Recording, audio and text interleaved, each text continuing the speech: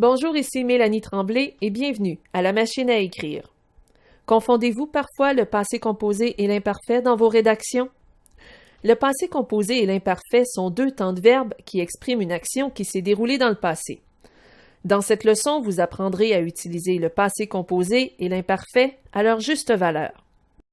Dans une leçon précédente, nous avons vu que le passé composé comprend un auxiliaire, avoir ou être, et un participe passé. Par exemple, j'ai chanté.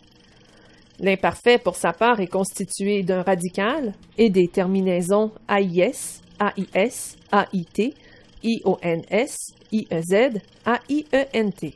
Par exemple, je chantais.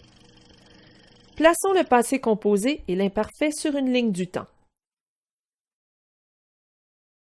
Au centre de la ligne du temps, il y a le présent. À la gauche du présent, on retrouve les temps qui expriment les actions passées et à droite, on retrouve les temps qui expriment les actions futures. Observons la place du passé composé et de l'imparfait. Il est clair que ces deux temps de verbe expriment des actions qui se sont déroulées dans le passé. Le passé composé exprime une action qui est complètement terminée dans le passé. Par exemple, j'ai mangé. Ce verbe exprime que l'action de manger est complètement terminée. Faites l'exercice. Faites la liste de tout ce que vous avez fait depuis le début de la journée. Vous verrez, tous les verbes seront conjugués au passé composé. J'ai pris un café, j'ai déjeuné, j'ai pris une douche. Précisons que même si l'action s'est déroulée il y a fort longtemps, si le verbe exprime une action qui est complètement terminée, le verbe se conjugue au passé composé.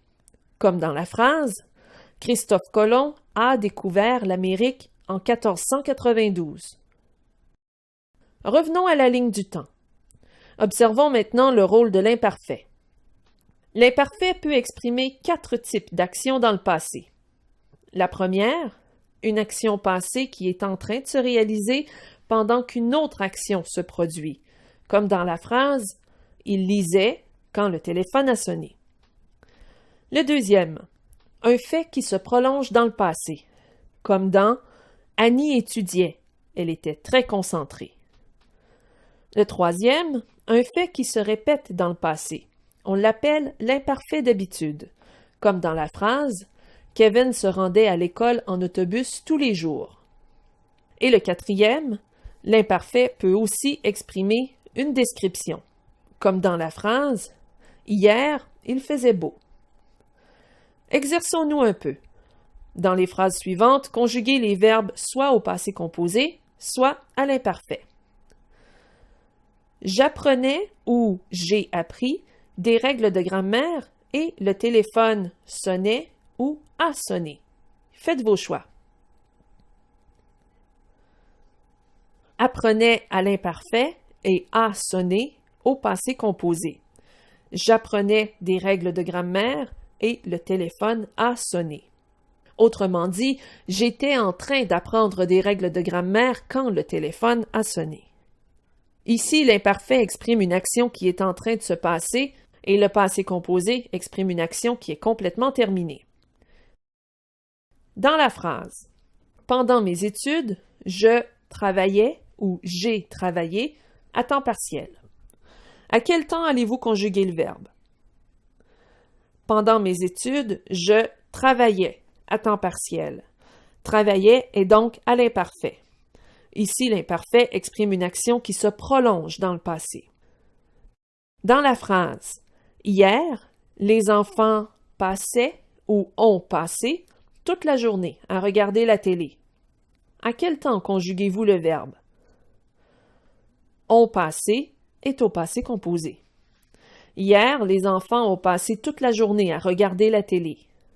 Le passé composé exprime une action qui est complètement terminée.